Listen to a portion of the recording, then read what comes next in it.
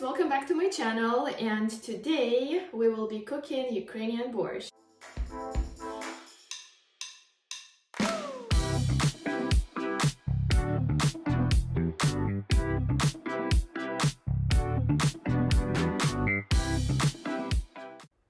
Let's start by cutting ribs along the bones and pork tenderloin in a small bite-sized chunks.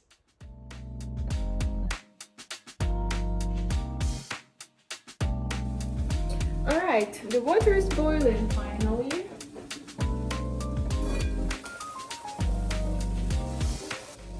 Add meat to the boiling water. I will close the pot and turn the heat up to bring it to boil and then reduce to simmer.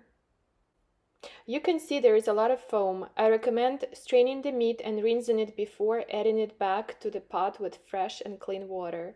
It will improve the appearance, texture, and taste.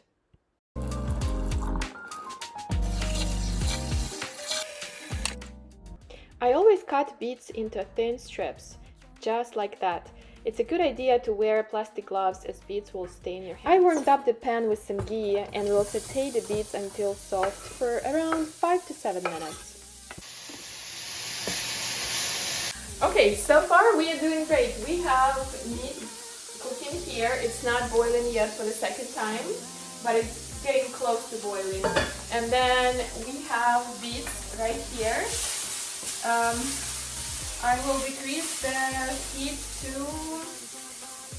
4 instead of 8, and we'll continue sauteing them.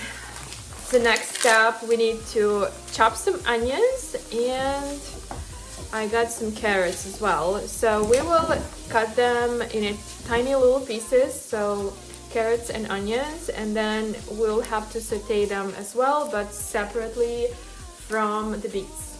Okay. So for the carrots, I decided I'm not gonna cut them. I will grate them. I have this grater, and I will use this biggest setting. And let me show you how I do that. Our meat is boiling again, so we have to reduce the heat to 2.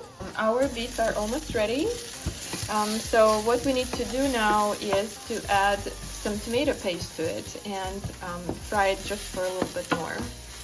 Alright, this is how our beets look like with tomato paste. They are pretty much ready to go into the big pot.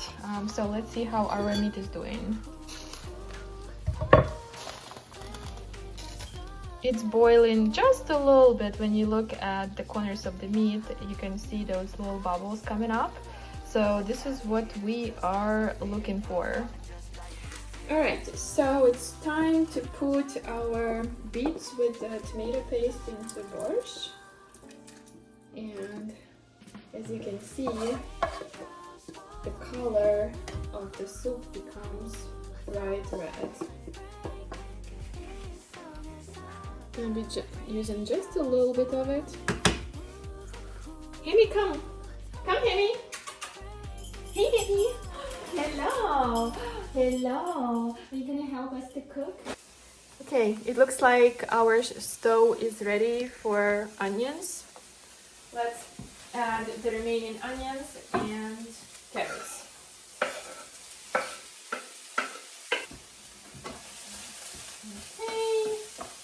So now I'm cutting just half of the bell pepper right here. And I love bell peppers, so I'm gonna cut myself a thin stripe and eat it.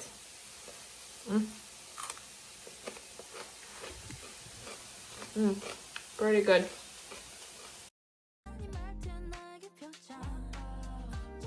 Right here we have our onions, carrots, and a little bit of bell pepper. Believe it or not, but more chopping is needed. Combined with borscht. I will do that.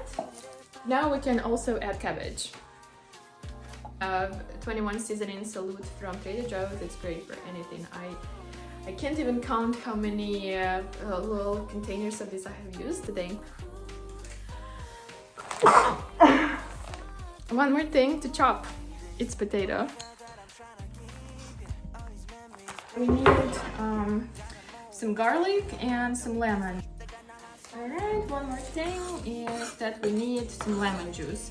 I use lemon juice because beets are actually a little bit sweet, and to kind of remove that sweetness or like compensate it with something a little bit sour really balances the taste.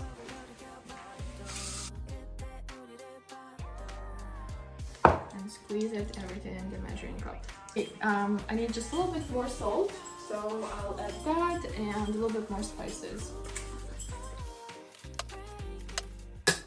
At the end of the cooking process, we need to add some beans. I bought ones from Trader Joe's, and those are pinto beans. They are already cooked, so we don't have to do that. We just have to rinse them well and add to the pot.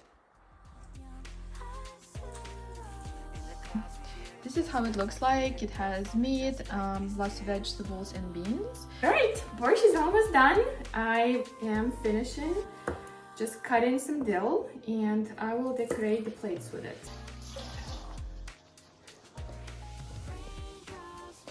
And I'm gonna put some lemon, slices of lemon.